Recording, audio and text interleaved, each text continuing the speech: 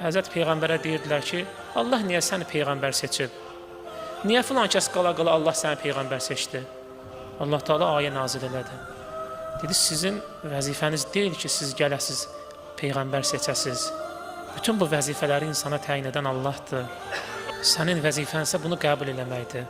Bir dəstə insan var ki, o Peyğəmbər olmalıdır.